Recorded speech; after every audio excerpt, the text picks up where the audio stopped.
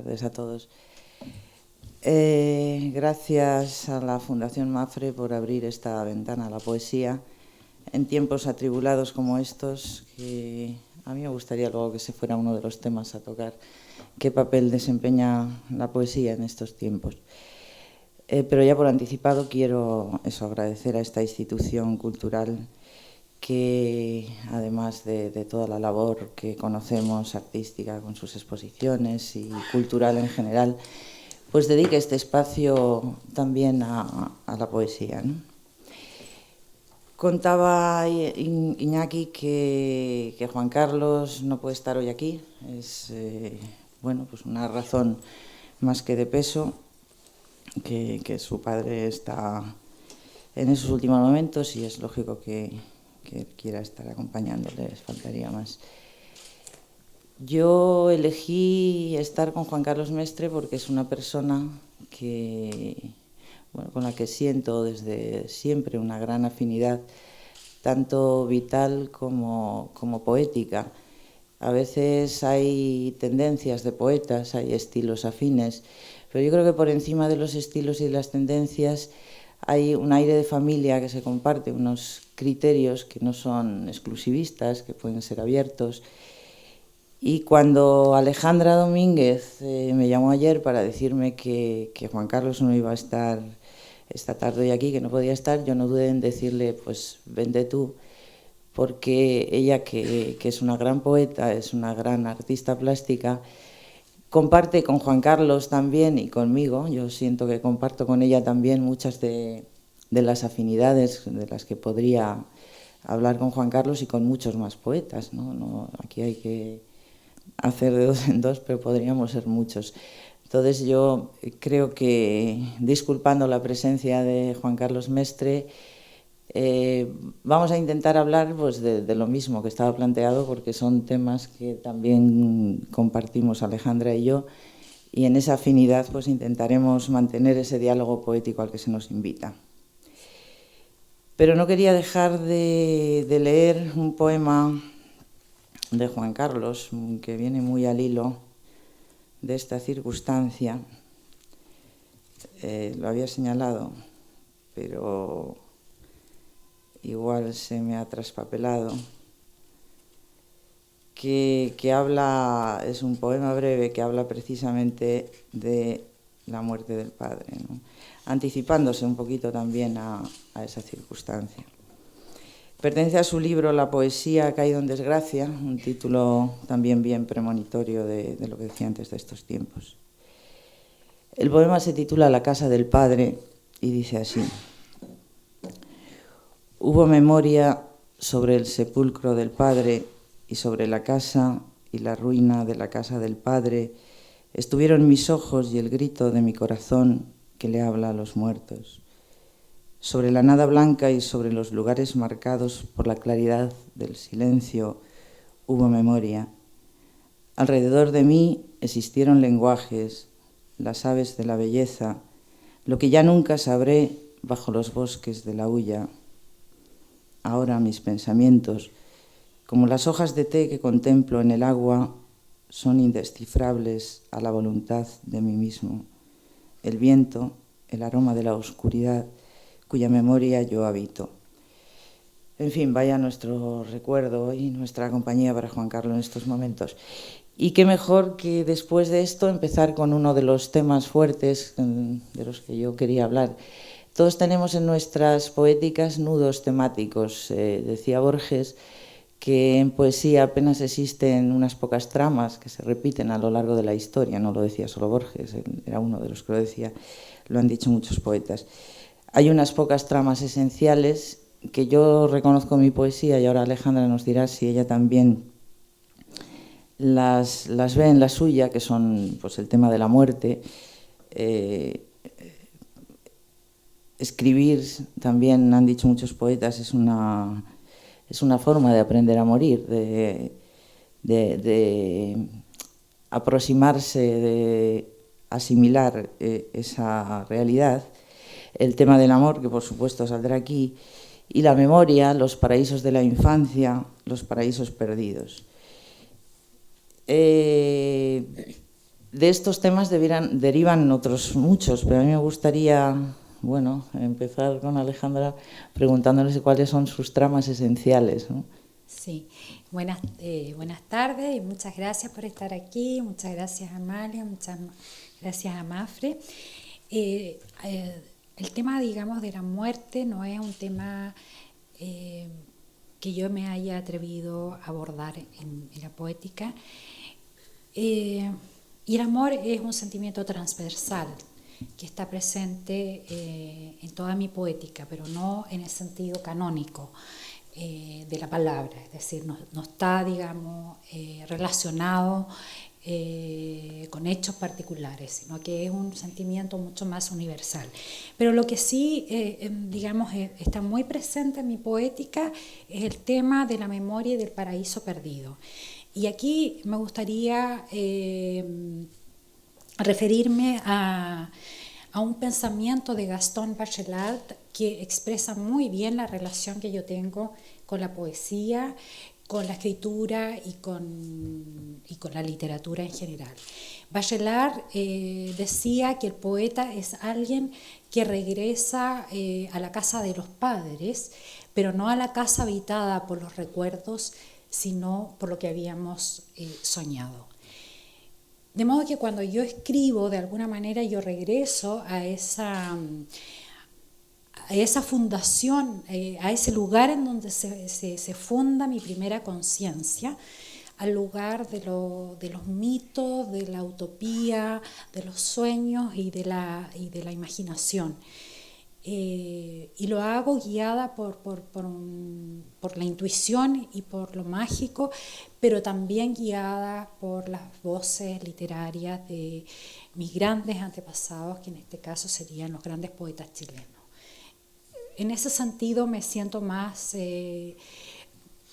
no es exactamente un paraíso perdido, sino que es el regreso a lo que yo había soñado.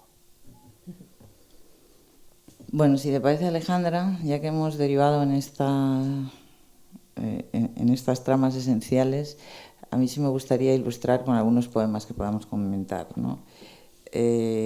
Yo, como confesaba antes, el tema de la muerte sí es uno de mis motores argumentales poéticamente. Quiero decir que me estimula a escribir pensando no solo en la muerte como un hecho que me afecta a mí, sino en todos los desaparecidos y en lo que aporta el volver a esas existencias, ¿no? Por ejemplo, sí me gustaría leer un poema que habla...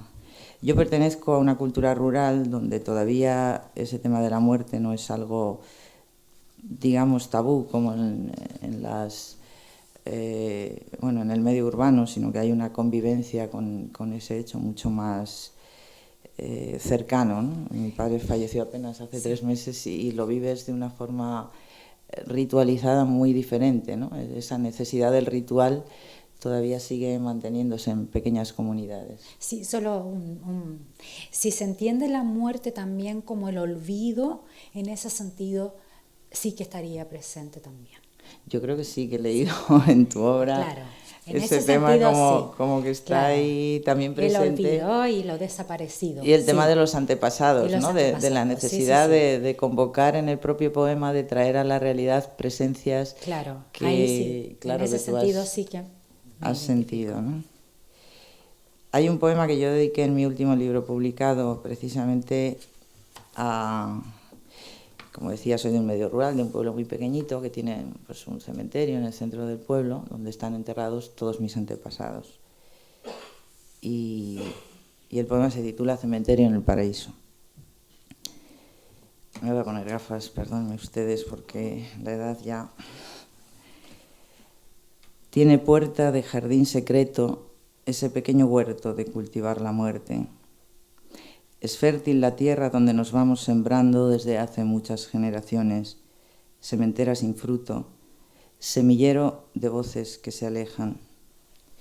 Un candado mugriento atesora sus 50 metros de huesos de antepasados, 50 metros de cementerio rural, los necesarios para alojar un cuerpo cada 10 años, un yacimiento de sueños entregados al olvido, polvo de piedra arenisca, sus nombres en el aire. Si te asomas al muro en primavera, solo verás sus flores apretadas que podrían llegarte a la cintura, flores blancas que juegan a ocultar las cruces una estación entera. En invierno, la nieve se amontona y persiste cuando ya se ha borrado del resto del paisaje. El viento no se atreve a entrar entre sus muros. Aquí no se detiene el cierzo que pasa buscando las praderas. Desde la ventana de mi infancia veo relámpagos y rayos que impactan en la torre eléctrica a su lado, desdibujadas heridas de la memoria. Veo velatorios de noches largas, piernas que entran y salen de la misma habitación, murmullos, un olor de cera y matamoscas. Esa niña que hace en el suelo debería ir a dormir. Veo sus huesos limpios amontonados en una sábana blanca. Su traje intacto abriga un esqueleto tranquilo. Sus calcetines guardan un tesoro de huesecillos que al agitarlos suenan a música extraviada. En otro tiempo él había custodiado las llaves del cementerio y los niños le ayudábamos a limpiar la maleza. Con la azada aplastábamos babosas y caracoles y yo le preguntaba si las babosas eran caracoles sin casa. Todo podría ser ahora naturaleza muerta, pero el paisaje se empeña en desmentirlo. El sol escribe todavía frases de esplendor en los trigales y el aire huele a eternidad inmóvil. Ninguna nube se arrodilla a rezar. Las amapolas y los escaramujos arrullan un rojo indiferente al dolor. Las montañas siguen acostadas en su atardecer de colores románicos. La casa en que nací puede verse desde esas tumbas al otro lado del camino. Saber tan cerca mi cuna de madera solo deja un fondo de niebla en el paladar. Es un poco esa visión de la muerte, pero desde un punto de vista poético que a mí me lleva a otro tema, y es la poesía como consolación, la poesía como terapia, como consuelo frente a lo indecible, frente a lo desconocido. Lo que decía antes de poesía para aprender a morir, o quizás sea lo mismo que para aprender a vivir, ¿no? Sí, la poesía, bueno, sobre la idea, repito, la idea de la muerte en el sentido de lo perdido, ¿verdad? Eso sí que yo está muy presente. Y con respecto digamos, a la poesía como consuelo, también comparto eso, pero también diría que la poesía, ¿en qué sentido puede consolar? Puede consolar en tanto en cuanto puede conjurar el mal, ¿verdad? Y también puede restituir el daño. Cuando por ejemplo, Walt Whitman arrastra al poema a esa multitud olvidada, a esos lenguajes de la calle, a esa gente que estaba expulsada por el poder y por el sistema, ¿verdad? Y lo lleva a la eternidad del poema. Lo siento también como un acto de consuelo, pero un acto de consuelo colectivo, y no solamente personal o privado, ¿no? Es cuando en ese momento se restituye un cierto sentimiento de justicia universal. Y pienso que la poesía moderna, digamos, el yo romántico que está presente, la poesía moderna que es el yo en fuga, es ese yo en fuga que arrastra y que trae a la eternidad del poema todo aquello que fue expulsado. Y ahí hay entiendo un cierto consuelo. Sí, probablemente porque todos habremos tenido la experiencia de leer un poema. Si el poema consigue esa suspensión del tiempo, ¿no? La única manera de ganarle un poco la partida al paso del tiempo a veces es esa suspensión de la palabra, ¿no? Y yo creo que el gran poema que a todos se nos ha quedado alguna vez dentro cuando hemos leído, sí consigue eso, ¿no? Decía María Zambrano que en los tiempos modernos la desolación ha venido de la filosofía y el consuelo de la poesía, y si nos ponemos a analizar, es un poco así, ¿no? La filosofía se ha esmerado en analizar esos puntos preocupantes de la existencia Y en la poesía no es necesario el análisis, basta esa suspensión del significado o esa suspensión de la palabra en un momento para sentir que se ha vencido el paso del tiempo, ¿no? Yo creo que ese es el gran reto también de un poema, el poder detener ese instante. Sí, el consuelo, la desolación, hablas también de la desolación y también la perplejidad, la duda y la vacilación, y es un tema que me gustaría abordar también. Yo creo que uno de los grandes aportes del pensamiento surrealista, que es muy contrario a lo de Bachelard, ¿verdad? Es decir, el regreso a la casa simbólica, que es el lugar de refugio donde es protegido, ¿no? Simbólicamente el poeta regresa a ese paraíso y ahí estaría el lugar de la protección y del consuelo. El pensamiento surrealista incorpora la zona siniestra y oscura de la condición humana, es decir, hace justo lo contrario, te arrastra, digamos, a la intemperie, al desamparo, donde no hay ninguna protección posible, hacia la zona, como digo, siniestra y oscura, y en ese desamparo es donde surge precisamente la sorpresa, el azar, y donde todo lo que debería haber quedado oculto aflora a la luz. Y ahí se produce esa tensión también poética, ¿no? Entre lo que es y la ambigüedad y la dialéctica, entre lo que es el consuelo y la tensión, ¿verdad? Como la poesía te lleva por un laberinto. Y me gusta también una idea que es también de Bachelard, que dice que las palabras podrían ser como una casita, donde hay una primera planta, un desván y un sótano. Y entonces en la primera planta es donde vive el sentido común, donde se realiza el comercio exterior y donde tú le hablas de tú a tú al vecino. El que vive ahí no es un soñador. En el desván estaría lo abstracto, y el poeta es el que baja al sótano, porque ahí es donde están los tesoros inencontrables. Y además el poeta se le permite el lujo de subir y bajar por estas palabras escaleras y unir lo terrestre con lo aéreo. En esa zona de ambigüedad donde surge la luz, lo siniestro, lo oscuro, yo creo que la poesía construye, digamos, una arquitectura universal de lo que es la condición humana, de lo que es la vida, de lo que es el tiempo. Es curiosa esa imagen que trae esa colación de la poesía como una casa, la imagen de Gastón Bachelard, porque estoy ahora recordando que también Cernuda utiliza la imagen de la casa refiriéndose a la poesía, cuando dice que la casa de la poesía tiene muchas estancias y son muy diferentes, ¿no? Hablando precisamente del debate ya muy encendido en su tiempo de si poesía del conocimiento, poesía de la comunicación, él de alguna forma habla de esa arquitectura o de esa casa poética donde, bueno, hay distintas habitaciones, ¿no? Que podrían estar conviviendo distintos estilos y distintas tendencias poéticas.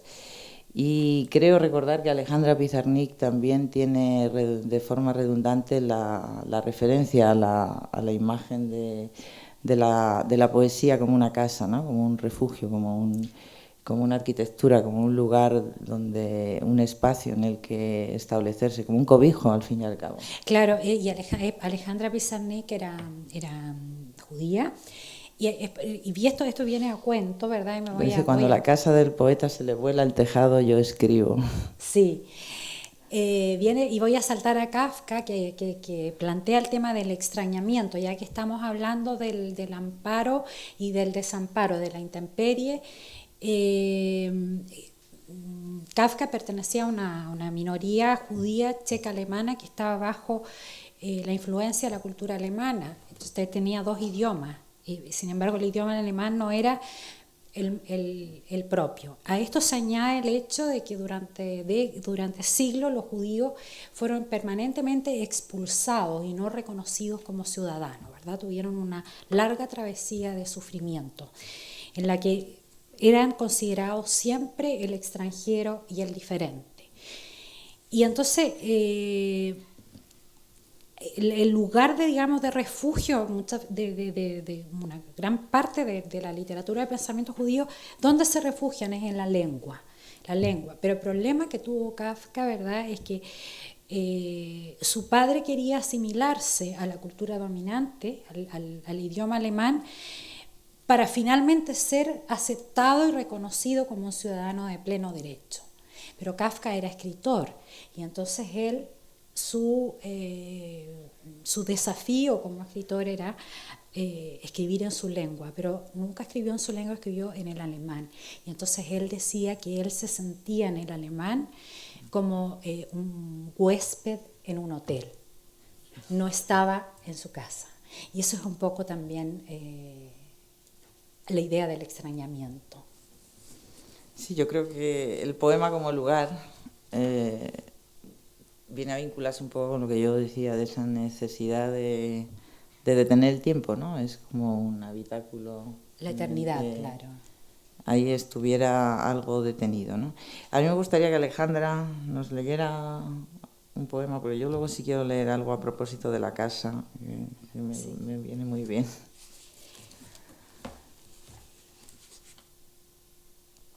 Bueno, mira, aquí hay un personaje que tiene una casa. Voy a leer este poema que se llama El señor Roth. La gente que tiene casa suele barrer las hojas del jardín de su casa. El señor Roth barre todas las mañanas las hojas del jardín de su casa. La casa del señor Roth está pintada de blanco y tiene un magnolio a la entrada. El señor Roth saluda a los vecinos. Saluda efusivamente al repartidor de periódicos. Saluda al lechero y al vendedor de camarones de tierra. Podría decirse que el señor Roth es un saludador profesional que barre las hojas del jardín de su casa. Nadie hay en el barrio más experto en asuntos de saludo que el buen vecino Roth, barrendero de hojas del jardín de su casa. Un buen vecino es alguien que te trae por diciembre galletas de Pascua y durante las vacaciones te recoge la correspondencia. El señor Roth separa en montoncitos las hojas, las que están todavía verdes, las que ya se han puesto amarillas, las rojas. Buenos días, señor Roth. Adiós, señor Roth. Hasta luego, señor Roth. El señor Roth es amable. El señor Roth es el padre de Rit y de mi amiga Rat. El señor Roth llegó a esta ciudad a finales del 45 y desde entonces no ha hecho otra cosa que barrer las hojas del jardín de su casa. Barre por la mañana, barre al atardecer, durante la noche barre. Aparentemente esta es la historia del señor Roth, padre de Rit y de mi amiga Rat.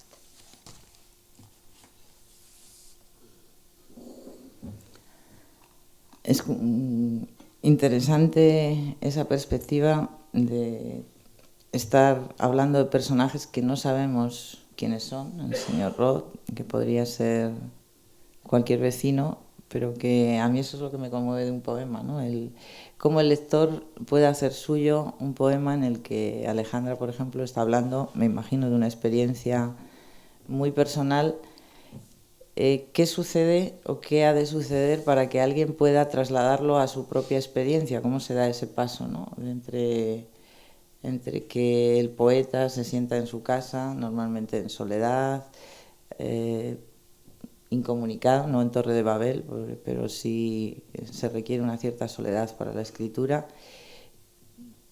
¿Cuál es el tránsito para que otro lector en soledad en su casa pueda luego hacer suyo ese poema sin necesidad de que se esté recurriendo a la misma experiencia, ¿no? Yo creo que ese es uno de los de los grandes valores de la poesía, ¿no? Que a mí me ha sucedido alguna vez en algunas lecturas, ¿no? De encontrar personas que te dicen, pero ese poema está describiendo una situación que yo he vivido.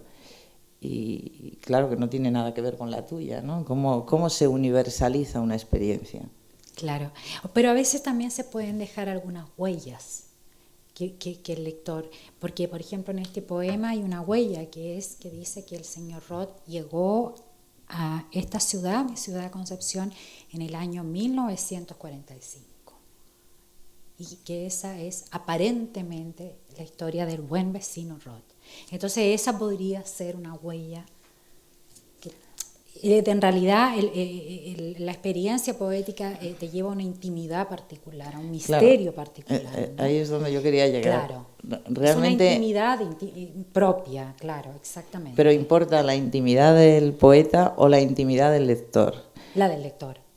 Bueno, yo ahí creo no sé. que hay un equilibrio, importa la del lector, pero creo que no existe poema auténtico que no esté sustentado en la autenticidad de la experiencia que se está comunicando. Es decir, que esto que se ha dicho con frecuencia del poeta es un fingidor.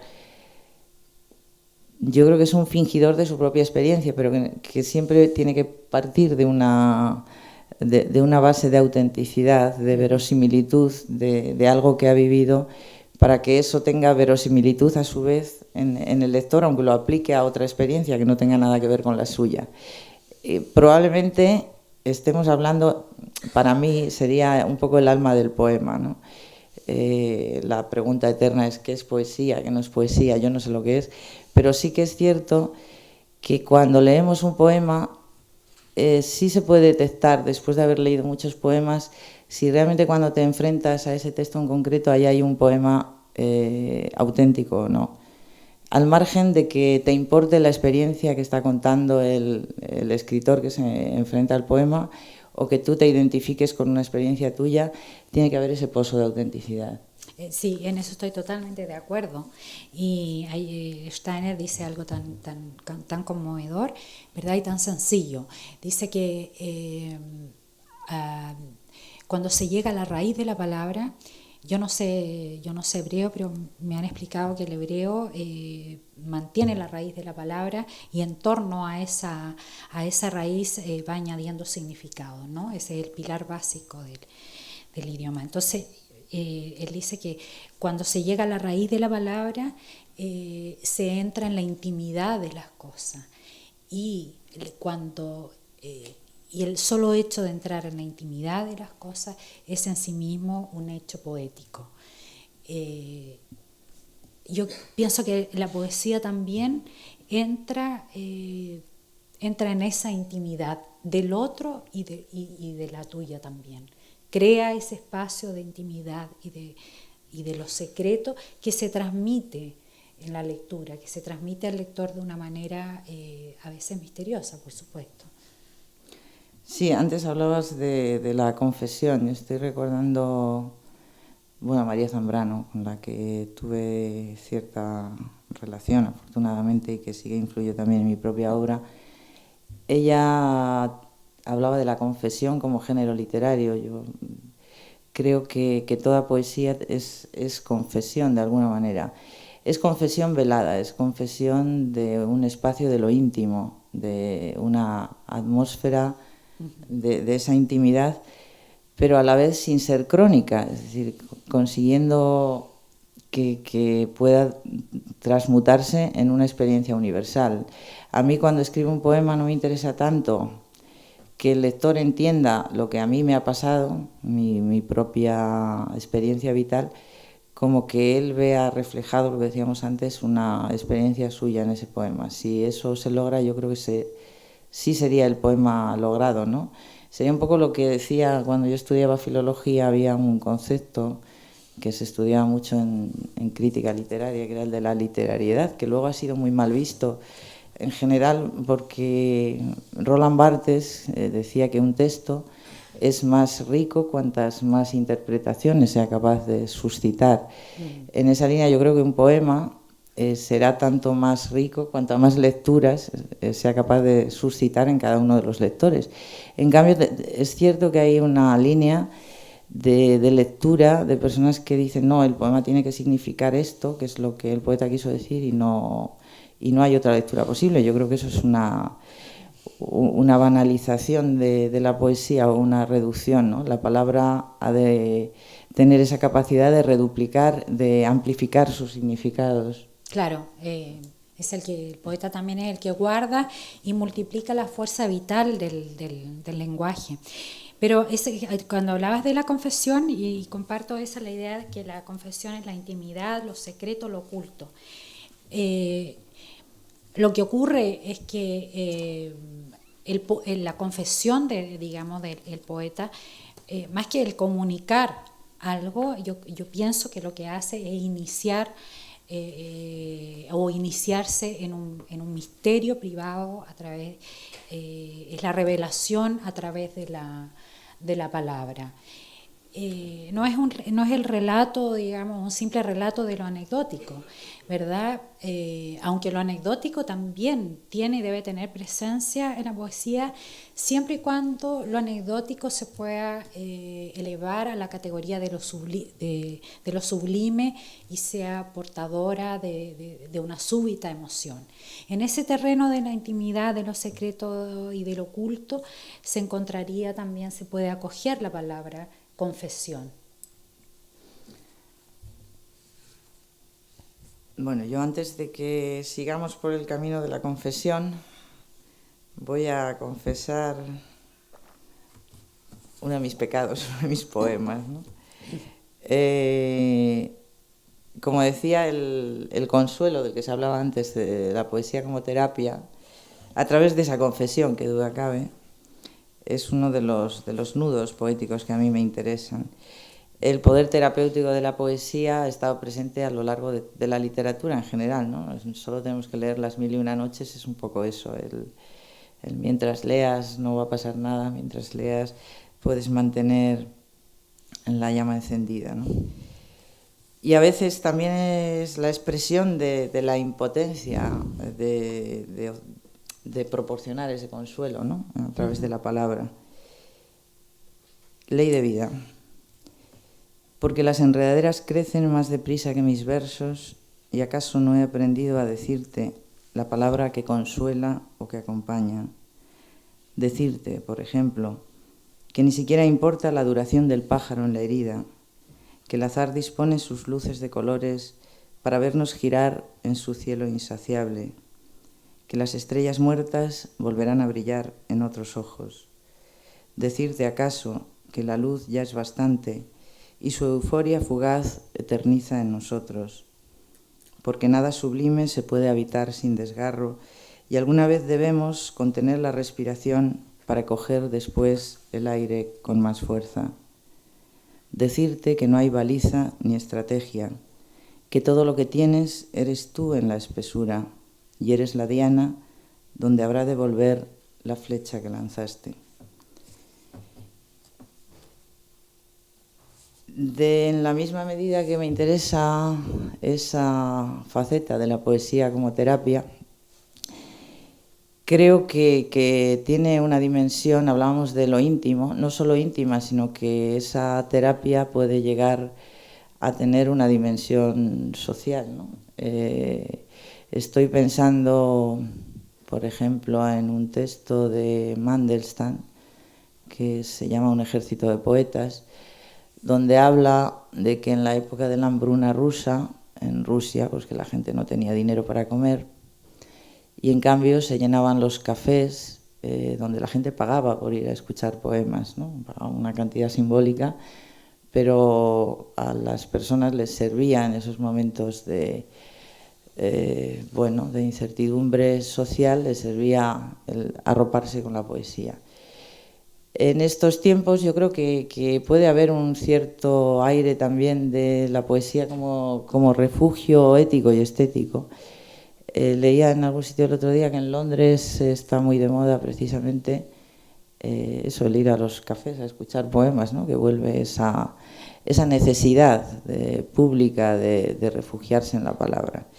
que ha estado, bueno, ausente durante mucho tiempo, ¿no? La tónica durante años ha sido, pues eso, pasando de poetas, la poesía ha caído en desgracia, que no se leía poemas, pero yo creo que sí hay una cierta vuelta. ¿Tú, Alejandra, qué opinas? Sí, estoy totalmente de acuerdo contigo y bueno, yo dije antes que la poesía, no sé, se puede definir de muchas maneras, pero también podría ser, por ejemplo, el más alto destino de la palabra, ¿no? La poesía tiene también, digamos, el gran desafío, o de alguna manera, digamos,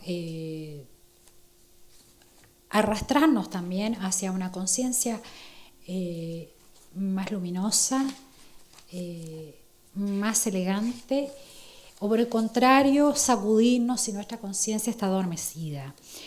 Y también yo creo que uno de los grandes desafíos de la poesía es alejarnos de esos pozos de veneno que residen en todas las lenguas, de la ignorancia y el analfabetismo moral que subyace en toda cultura, de la vulgaridad que está en la superficie, de la mentira que es el recurso del fascismo, y sacarnos, digamos, de esa realidad ordinaria para llevarnos a una zona de a lo extraordinario, a la sombra, a lo extraordinario y al asombro, y también, digamos, al enaltecimiento de la condición humana. En tanto en cuanto también la poesía enaltece nuestra condición humana, dignifica nuestra condición humana, ahí hay yo creo que también hay un consuelo. Un consuelo de esperanza, un consuelo de porvenir, y un consuelo de fe también en la condición humana. ¿Tienes a mano algún poema que tenga una dimensión social? Bueno, todos tienen estudios. ¿Qué te apetece leer? Yo voy a leer un poema que en realidad,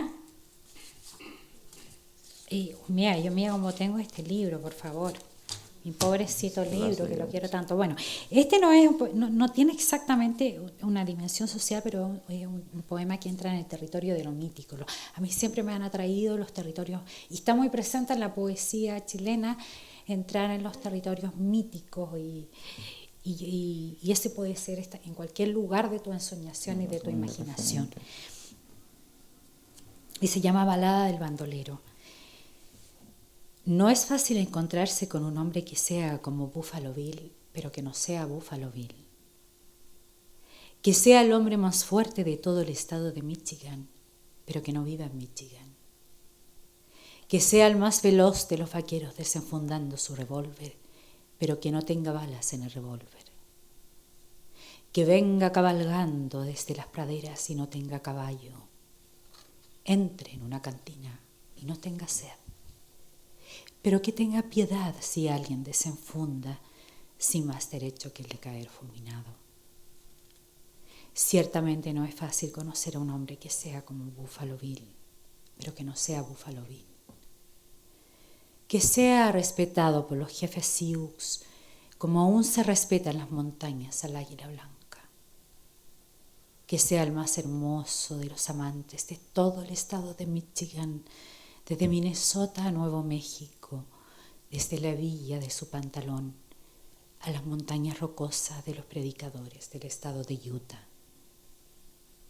Quiero decir que no es fácil encontrarse con un hombre que persiga cuatreros, que no es fácil acostarse con él y dormir en sus brazos y soñar con bisontes, que tenga una mirada salvaje, pero que no sea un salvaje. Un hombre en los alrededores de Buffalo Bill, que no sea un viejo chacal olvidado bajo la placa de un sheriff, que asalte almacenes y compre flores los sábados con dinero robado. Un hombre que llame a la derrota derrota y al fracaso le llame fracaso. Quiero decir, que no es fácil. Y sí, claro, yo soy chilena y también ahora soy española y tengo ese sentimiento de la extranjería, lo tuve.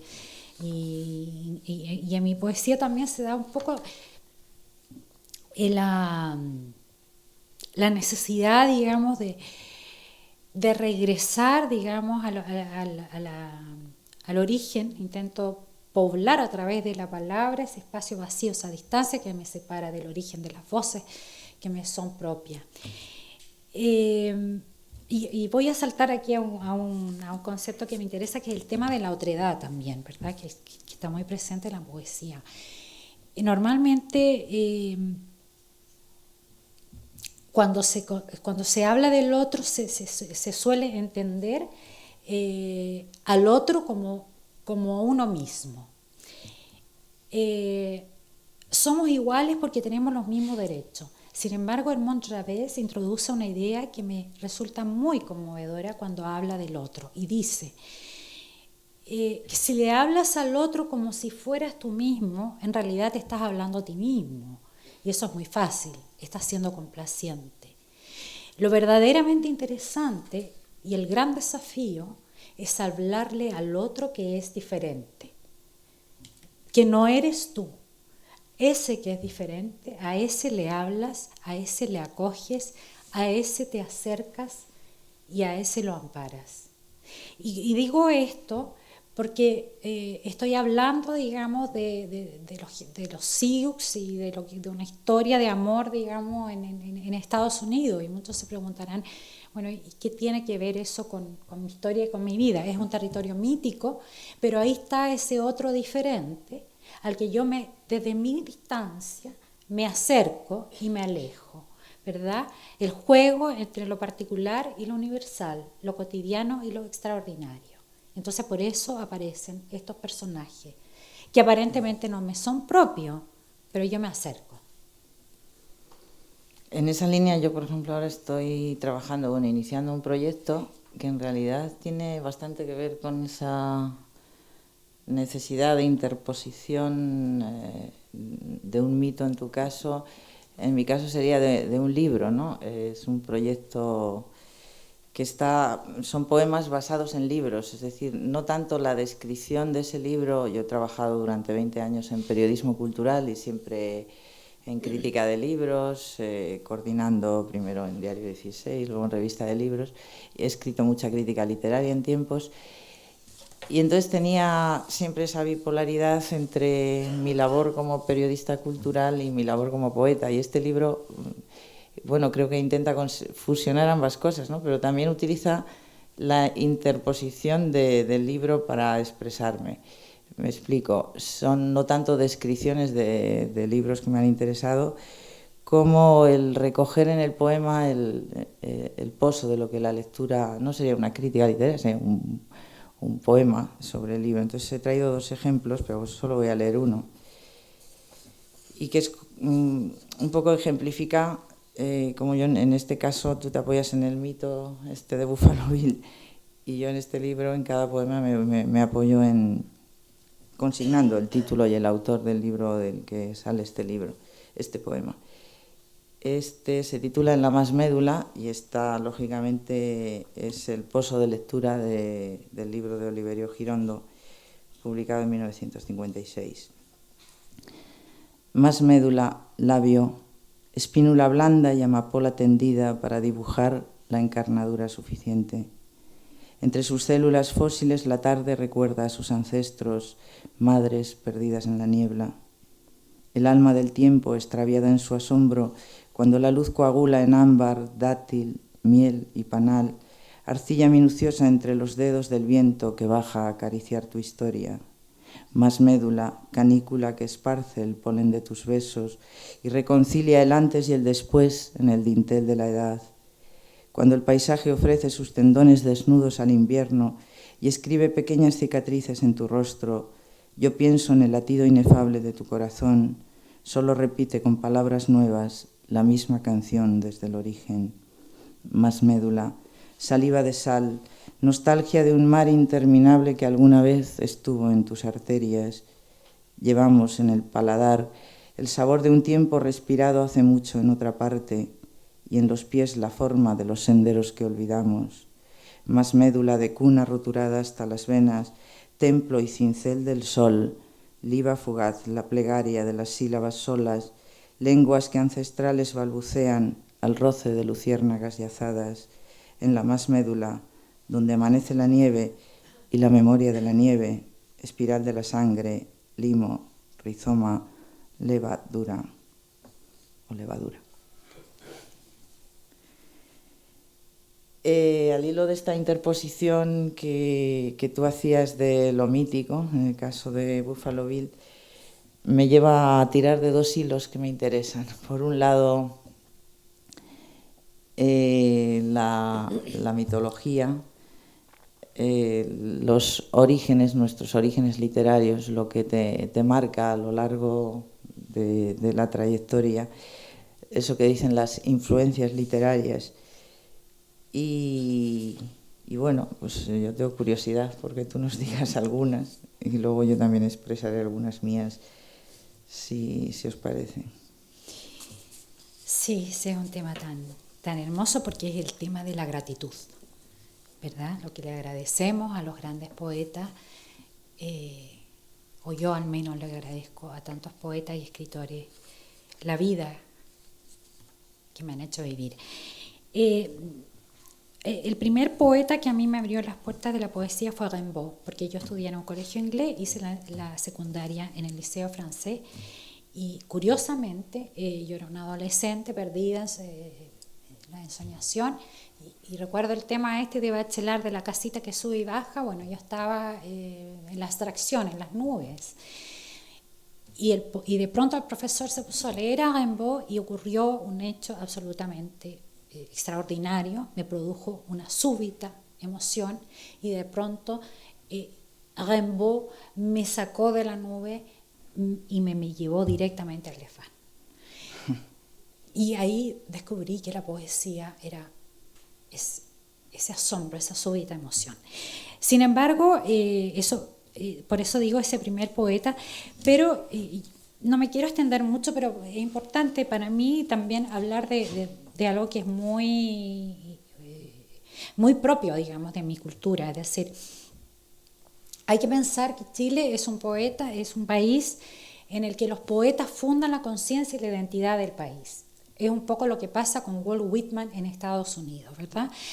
Aparte de la Araucaria de Alonso de Ercilla, no había ninguna tradición literaria, digamos, reconocible o en la que, digamos, el pueblo chileno se pudiera reconocer.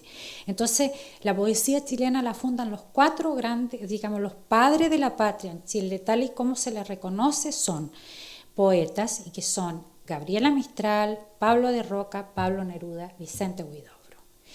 Entonces son los padres, digamos, los patriarcas, los que fundan en un país una poética con el resto de todas las palabras y con la desobediencia de todos los lenguajes, ¿verdad? Arrancándole palabras al vacío, construyen la identidad de un pueblo. Por eso en Chile el poeta es alguien muy reconocido. Y frente a esa situación, y tú me hablas de un poeta, de mis poetas amorosos, digamos, he dicho Rimbaud, está también Pablo de Roca, Vicente Huidobro, está también Nicanor Parra, porque Nicanor Parra es la siguiente generación. Y entonces, ¿cuál es el gran desafío del poeta? Por un lado, el diálogo con sus antepasados y con la tradición, el diálogo con sus contemporáneos y también el diálogo con el porvenir, con lo que aún no está escrito, ¿verdad? ¿Cómo resuelve este conflicto? Entonces Nicanor Parra, que es uno de los grandes irreverentes y un poeta queridísimo, que yo lo adorado, ¿verdad? Es el poeta que nos hace reír, además. Lo resuelve este conflicto de la siguiente manera y dice: el poeta debe despojarse de toda tradición y empezar de nuevo, como quien baila un vals sobre un montón de escombros. Un poeta no cumple su palabra si no le cambia el nombre a las cosas y no se estima a sí mismo si no tiene su pequeño diccionario. Hay que pensar, ¿verdad?, que se está forjando una poética, ¿verdad? Ustedes en España tienen siglos, digamos, de gran literatura, y allí se está forjando, como digo, en el vacío. Encontrar, digamos, esa singularidad lo resuelve Nicanor Parra de esa manera. Y para terminar esta idea, Oliverio Girondo dice que después de Rimbaud todos tenemos que ser un poco de Rimbaud, es decir, entrar en la modernidad sin complejos. Y luego hay un poeta que para mí fue absolutamente tan revelador, tan conmovedor, como lo fue en su momento Rimbaud, y este fue Antonio Gamoneda, cuando yo leí Descripción de la mentira. Yo me quedé tan conmovida con ese libro y con ese poeta. También quiero señalar otros poetas que me han conmovido profundamente, como por ejemplo José Miguel Ullán, Rafael Pérez Estrada y los cuentos de Antonio Pereira, que me van a perdonar este atrevimiento, pero yo creo que Pereira es el Chekhov de la literatura española. En fin, hay muchos poetas y muchos nombres, pero yo he dicho estos que han sido, digamos, muy fundadores, digamos. Bueno, sí, no creo que sea el momento, porque se me va el tiempo de hacer aquí un listado exhaustivo.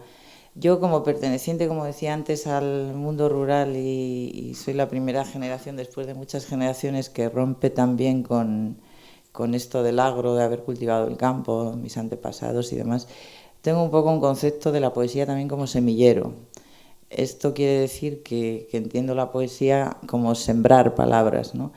Pero también yo un poco soy semillero de todos esos poetas que he leído. Es como si ellos fueran esas semillas, esos poemas que leí de Juan Larrea, de Huidobro también, de San John Perse en la playa o de César Vallejo, Contra el viento en Archanda. Sí. Al final todos esos poemas de alguna forma se van sembrando en ti y van germinando, ¿no? Y yo creo que mi propia poesía pues es un poco el producto de esa germinación de todos los poetas que he leído.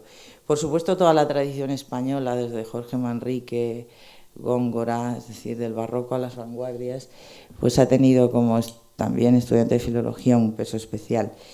Y creo que también que toda la poesía, al menos en mi caso personal, es un diálogo también con estos poetas anteriores, ¿no? Me gustaría poner un ejemplo y va a ser con el poema de Gilgamesh, por ejemplo, que sale aquí en un poema de Toten Espantapájaros, mi libro todavía inédito, que hay un diálogo explícito con ese poema de Gilgamesh, ese verso del hombre solo viento y demás. Allí donde se encuentre, el hombre es solo viento, el ruido del espacio que te roza en la cara, las voces sin consuelo, su radiación de fondo, légamo suave, ciénaga o soplo transparente de sangre a la deriva. A la velocidad de las tormentas emigran nuestras manos, lejanas estrellas gozosas y fugaces. Cuando pasas cambian de postura, cuando respiras rozan tu paladar. A veces tienes miedo de respirar muy hondo. En las encrucijadas de la razón nacen ríos que no desembocan en el mar. Y en el aire se suceden grutas donde el tiempo esparce sus pedazos. ¿Cuántas veces viene la niebla para sembrar la duda? La inquietud se desliza helada en tus labios y si cierras los ojos aún retumban todas sus ciudades. Bueno, en el fondo es eso, pues un diálogo con ese primer poema, dicen que se conserva, ¿no? Y el tiempo se nos está yendo, pero yo tenía muchos hilos de los que quería tirar, sobre todo uno especial, porque me viene al pelo aquí con Alejandra, que es un poco el diálogo de la poesía con otras artes, ¿no? Que a mí me interesa especialmente el diálogo con la pintura. Yo, por ejemplo, tengo poemas pues, dedicados al Jardín de las Delicias, con la fotografía, con el cine. Tú has leído un poema, el de Buffalo Bill, que podría ser también un cierto diálogo con otra forma de expresión creativa, en este caso el cine. Creo que uno de los caminos de la poesía actual también pasa por esta vertiente multidisciplinar, ¿no? de abrirse a dialogar con las artes de nuestro tiempo. Sí, y Camoneda dice que la poesía no tiene género y yo comparto plenamente lo que él dice. Claro, yo pinto también y hago grabado y, eh, y básicamente yo diría que hay una dimensión poética, yo vivo la realidad en su dimensión poética que se expresa a través de diferentes lenguajes, se puede expresar a través de la pintura, a través de la instalación, a través de la arquitectura, a través de la palabra escrita. Hay una dimensión poética, hay una sensibilidad que no, la poesía no es solamente ese párrafo que está en una página en blanco, con una parte en blanco aquí y otra parte en blanco allá.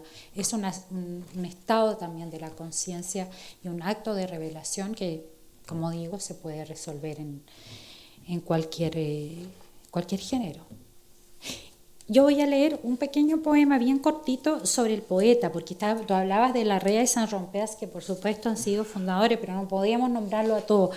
Leí una biografía de Juan Larrea, el gran olvidado, digamos, de la gran poesía española, me da muchísima pena, una biografía conmovedora. Entonces, si yo...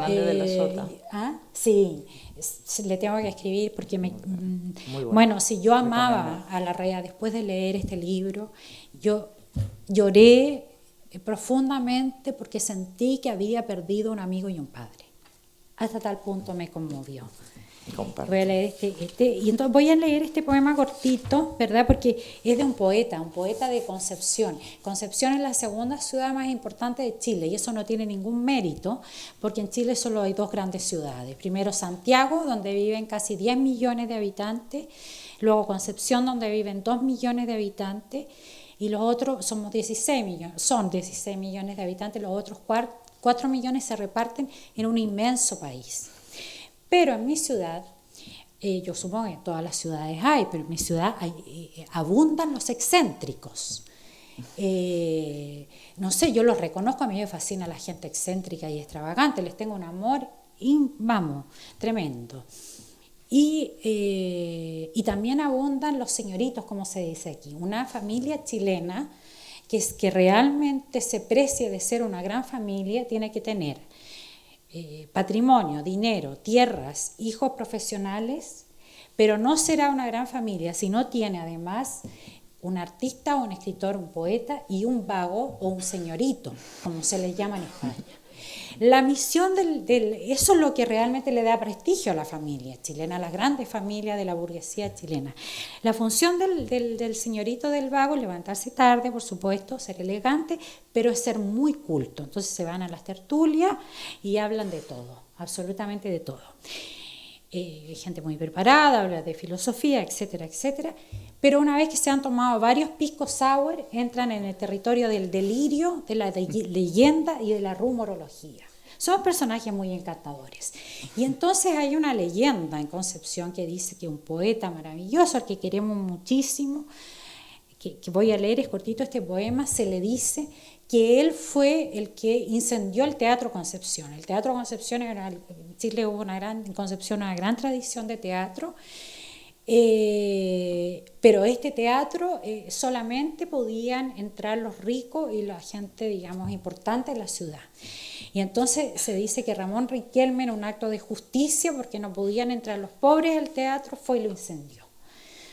La verdad es que esto es una leyenda, pero él no la ha querido desmentir, porque evidentemente esto le ha dado mucho prestigio. Además es un gran poeta. Se llama El Poeta, y aquí estamos hablando de nuestros poetas admirados. Este es: en lo alto de la colina está sentado el invierno. Con una caja de lata de cervezas a lo alto de la colina se fue el invierno a esperar los brotes del raulí y del arce. A lo alto del invierno subió el lagarto negro de Quinchamalí. En Quinchamalí vive un poeta llamado Ramón Riquelme. Ramón Riquelme es como Dostoyevsky.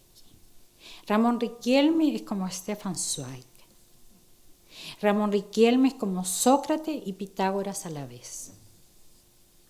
En lo alto de la colina está sentado el invierno. Con un libro de Ramón Riquelme a lo alto de la colina, se fue la primavera a esperar el verano de la trilla y los asados al palo. A lo alto del verano subió Ramón Riquelme a decir la palabra nieve. Bueno, se nos va el tiempo, yo creo que quedaría para mucho más, pero no me gustaría terminar sin... Antes ha hablado Alejandra del poema como juego, que era uno de los nudos que yo tenía aquí también. Y entre esos nudos temáticos que habíamos hablado al comienzo, que estaba la muerte, el amor, en los paraísos perdidos, de la muerte hemos hablado un poquito, del amor creo que no hemos leído ningún poema amoroso. Y entonces yo quería aprovechar para leer un poema que es amoroso y que a la vez es un poco ese juego de lenguaje que también creo que forma parte de mi concepto de la poesía, ¿no? El hacer que las palabras recobren nueva vida. Decía Leopoldo Lugones que toda metáfora que toda palabra es una metáfora muerta, ¿no? Yo creo que bueno, el gran desafío es conseguir metáforas vivas, ¿no? Que se consiga o no ya es algo que debe, bueno, apreciar el lector, pero a mí me gusta intentar resucitar metáforas o construir metáforas que sigan estando vivas o que puedan estarlo al cabo del tiempo. Entonces me gustaría leer este poema que tiene algo de juego y algo también de ese otro nudo del el gran tema del amor que está siempre presente. Se llama Tareas cotidianas. Velar toda la noche para ahuyentar a los vencejos. Enumerar las criaturas que brotan en las hogueras. Recoger la cosecha de nubes que hayan madurado. Arrullar las flores que se deprimen al crecer. Descifrar las huellas de los caracoles calígrafos, regar la senda de las babosas para que puedan regresar a casa, recolectar la nieve del próximo invierno, enderezar los surcos del poema, injertar las horas que se van secando, limpiar los abalorios del atardecer, doblar los sueños suavemente en el armario de las sábanas limpias, edificar una casa donde el tiempo no cicatrice, reconocer los verbos necesarios para cerrar paréntesis en las sombras vacías, sentarme junto a ti al sol todas las tardes, atravesar contigo los valles de todos los silencios, confiar en los lugares donde se crecen las palabras, limpiar las malas hierbas alrededor de la ausencia, tejer con 1000 colores la vida de esperarte, escribir tu nombre muchas veces con los ojos cerrados sobre el musgo que guarda nuestros besos.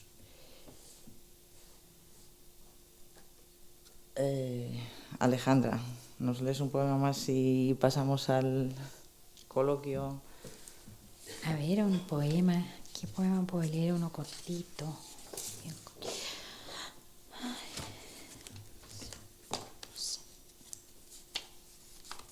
Es que no tenía... El azar. Tú has hablado del azar. Exactamente, mira, aparece aquí palabras Seguro como... que si abres el azar te sale uno. Sí, es que este es un poema... Yo tengo muchos poemas para mi padre. Este también es un poema de amor. Poema de amor a mi padre. Le gustaba mucho leer palabras con Camus. Cuando tenía 12 años mi padre me habló del extranjero, pero yo todavía no era una extranjera. Tiempo después, cruzando el Magreb, fuimos hasta Orán, en la estación en que las calles tienen el color del cobre y huele el aire a kif. Al atardecer yo me perdía entre el murmullo de la kashpa. Imaginaba puñales relucientes bajo las túnicas, escarabajos de oro sobre las fragantes alfombras de comino y anís. Nada quedaba ya de la vieja Francia, apenas la flor del mar, apenas la flor del bien. Cuando tenía 12 años mi padre me habló del extranjero, pero yo todavía no era una extranjera. Así que oí la voz del muezín y entendí lo que entendí. De alguna manera se puede decir que amábamos a Camus. Esas cosas que se aman al leer un libro, la vida de otro que es también tu vida. El que se desploma sobre la almohada de hierbabuena de la muerte. El que mata con el mismo cuchillo con que corta el pan.